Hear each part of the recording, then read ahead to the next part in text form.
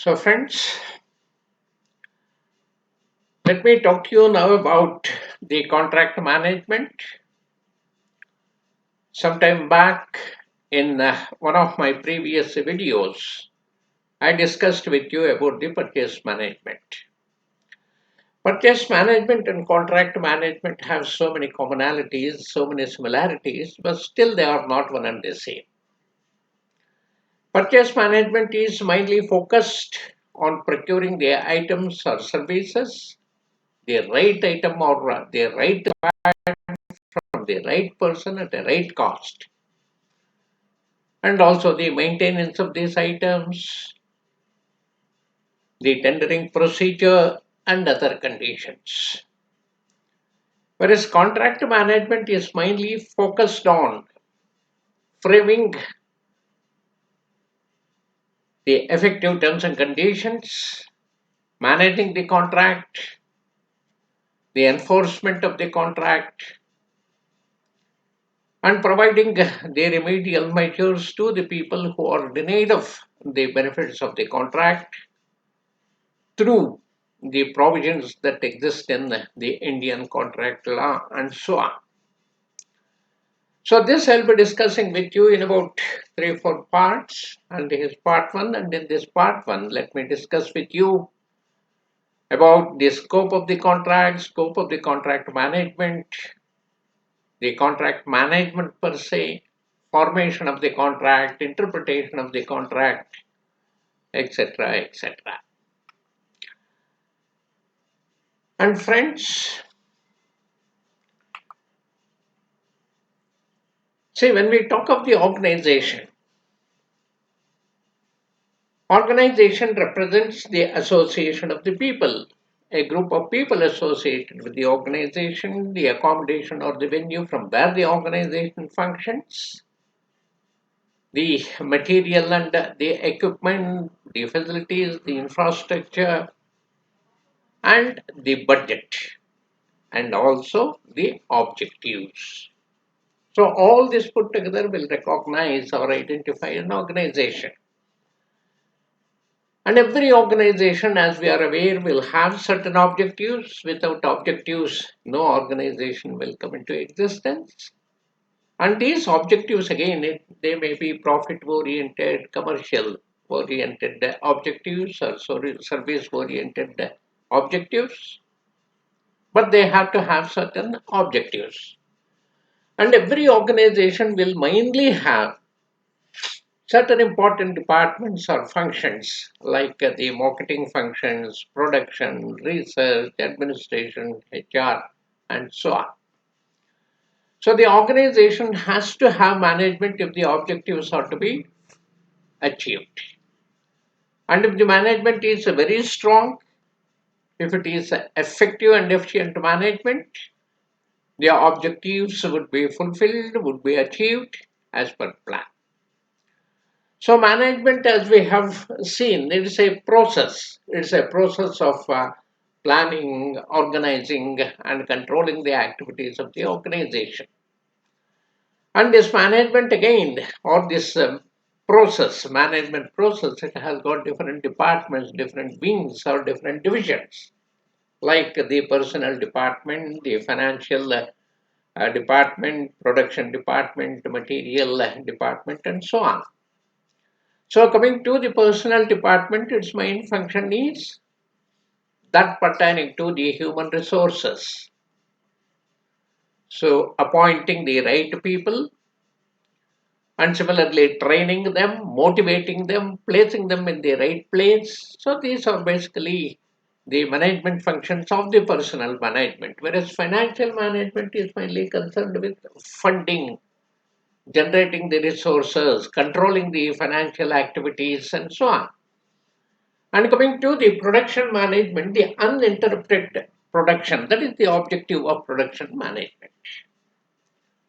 And the material management, of course, that is to procure the right material in right time at right cost, observing all economy measures, and to see that the production is uninterrupted. There should be no situation where the production has come to a standstill on account of non-availability of the right material in right quantity.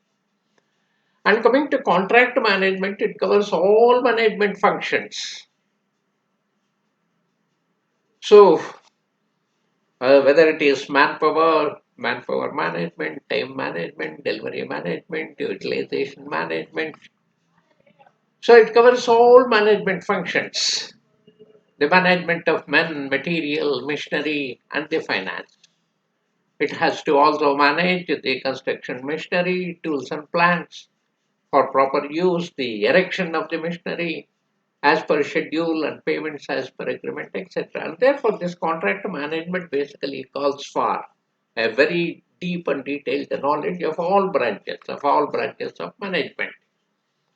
So now let us see how a contract is formed. So there are different stages which a process has to complete before a contract is concluded. They are number one, the proposal, then offer, acceptance, and the legal consequences. That is, there has to be a proposal from the purchaser. Proposal is nothing but the requirement placed on a document. Proposal converted into the form of, say, a tender, a requirement, a proposal, tender, whatever it is. So there has to be a requirement, and against this requirement, again, there has to be an offer from the supplier. And this offer should be accepted by the supplier. Then only the contract is formed. And this contract, again, it should lead to, the contract should be such, the terms of the contract should be such that it should lead to legal consequences. Then only the contract is said to have formed. So the contract basically emerges from the acceptance of an offer. Offer must be against an inquiry, against a tender, against a proposal, and it should be definite. That is, it should not have the loose ends. It should be precise. There should be no ambiguity. There should be certainty and definite. It should be definite. And the offer and acceptance, they should give rise to the legal consequences. There should be some binding on both the parties. And the offer must be from a person qualified to make. So in an organization, every officer is not authorized to put forward his offer. So only the person who is authorized to, give his offer, he must sign and send the offer. And there has to be a concurrence of at least two minds, two people, two groups. And that is called as the conscious addendum. So without this conscious addendum, a contract is not formed. So willingly both the parties, without any pressure, without any threat, they should agree and come to a common conclusion, and that is called as the conscious addendum. And the proposal of one party accepted by the other, it is nothing but promise. So acceptance, again, it must correspond to the terms of the offer. So whatever is the offer, whatever are the requirements that are put forward, that are brought out in the offer, in the proposal, the offer should exactly correspond to that. So the contract management therefore creates the rights and it sets the risk and obligations. So the contract will have the clauses, the terms and conditions relating to time, the obligations, and the cost. And of course, the contract must be signed by the holder of the power of attorney. And contract, when we say even, so I said now that a promise is a contract.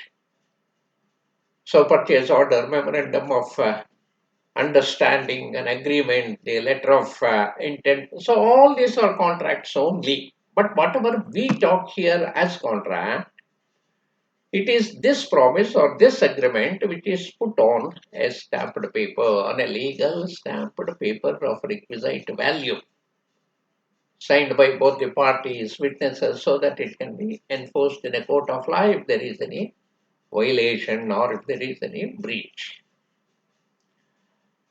So contract must be signed, as I said, by the holder of the power of attorney only. And always coming to the interpretation of the contract. In the contract, we have to use only simple language. There has to be, it has to be addressed using plain words. The words should convey the ordinary meaning. Clauses with same text or with same script should not be repeated in the contract. Words of same or nearer meaning shall not be used together in the same section of the contract.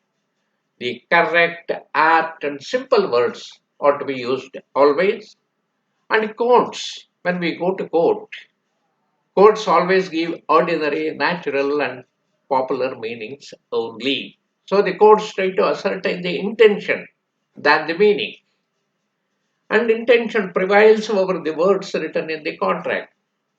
And the handwritten words or clauses, they prevail over the printed clauses.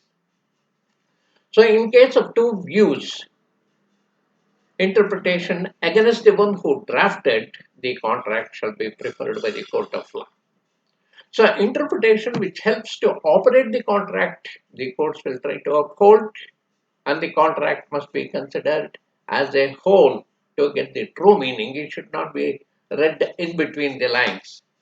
So all the paras, they should be read, in conjunction with everything, the entire subject matter of the contract, then only it conveys the right meaning of the contract. And of course, about the breach of the contract and remedies, when do we say breach? And what are the causes for this, breach of contract? See, contract concluded with an identity of mind or conscious addendum with free will, consent, and without force and compulsion. It also, there will also be violation of these terms and conditions and results in breach. So the breach of the contract and the remedies we will see in part 2. So here, we will stop at this stage in part 1. So thank you. Thank you, friends.